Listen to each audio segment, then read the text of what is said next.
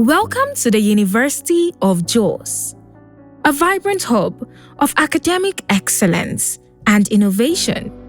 Today, we invite you on a virtual journey to discover the remarkable impact of our Advancement Office, a driving force transforming our campus and community through impactful projects and strategic partnerships. Every great journey begins with a vision. The Advancement Office at the University of Jos was born from such a vision, a bold idea to connect the university with partners, resources, and opportunities beyond its walls. To understand how it all began, we return to the voices of those who first laid the foundation. The origin of the University of Jos Advancement Office can actually be traced to the first strategic plan of the university. It stated that the university would have a fundraising office. 2002, the university was among 4 universities being considered for a grant, institutional grant by Carnegie Corporation of New York. And in that process, they gave $50,000 to each university as planning grant. But when they saw that the University of Jos had a strategic plan, they needed to knock off one of the older ones. And unfortunately for University of Benin, they got knocked off. So with the planning grant of $50,000, the university needed to come up with plans of what it will do. And one of those plans to be implemented from the strategic plan was a fundraising office. From small beginnings came greater responsibilities. As the Advancement Office grew, so did its impact, attracting bigger projects, deeper partnerships, and wider recognition. The friends we make for the university in the course of raising funds, those friends remain as friends, meaning that we must and we are keeping in touch with our friends. This was a season of expansion where the seeds planted by the pioneers blossomed into a thriving hub of innovation and collaboration. There are some projects that we became very, very enlightened. The first was the International Conference Center that was donated by the Central Bank of Nigeria during the governorship time of Lamidi Sanusi when he was a CBN governor. When work started, it stopped, and the then VC now relied on the Advancement Office during our tenure, and we got across by inviting one of the directors in the Central Bank of Nigeria, Moses Chule, who was Director of Monetary Policy. We invited him in tandem with the Department of Economics, and we brought him using the advancement platform. And he linked us with the immediate past CBN governor, Godwin Emefiele. And that's why the project came to being.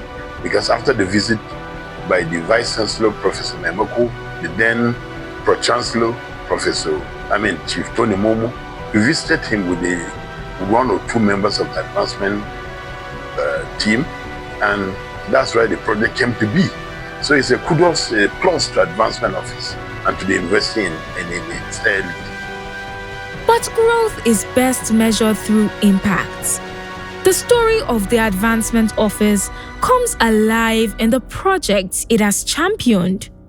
From iconic buildings and sports facilities to international collaborations and community-driven initiatives, each project tells a story of persistence, negotiation, and vision.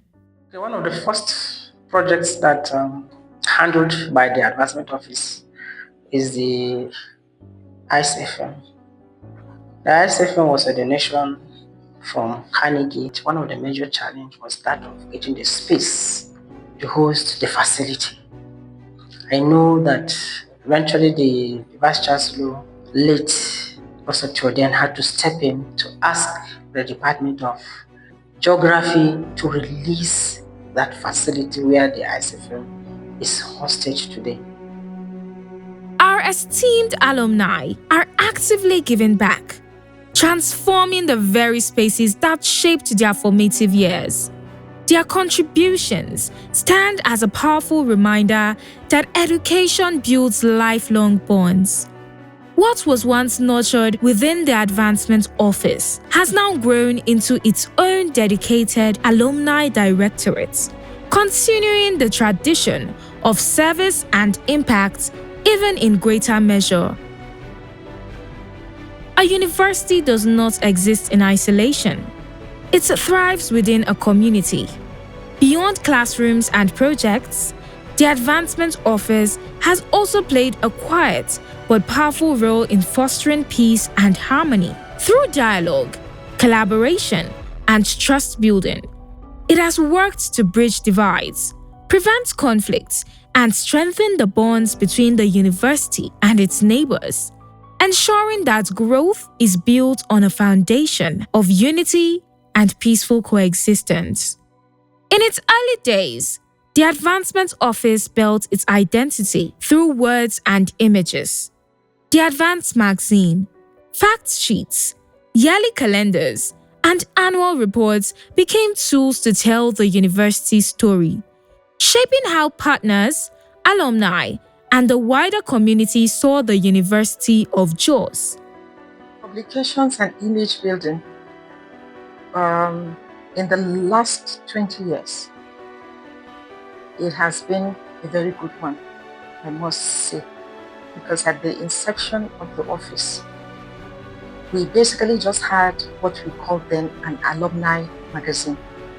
And that alumni magazine just captured activities of alumni and also part of university activities, including, of course, our different engagement with stakeholders when they came here for special lectures or annual lectures or whatever event brought them to the institution.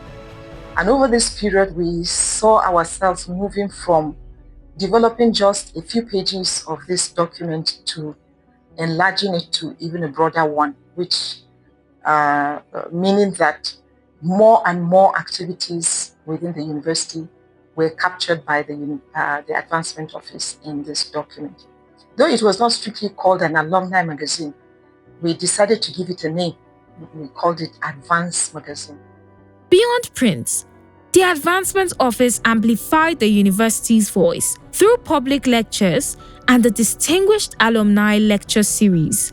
These platforms highlighted academic excellence, fostered dialogue, and projected the university as a center of ideas, leadership, and influence. As we look back, the story of the Advancement Office is not just about projects completed, but about trust built, partnerships nurtured, and legacies created. The voices of past and present leaders remind us that the journey continues, with greater horizons still ahead.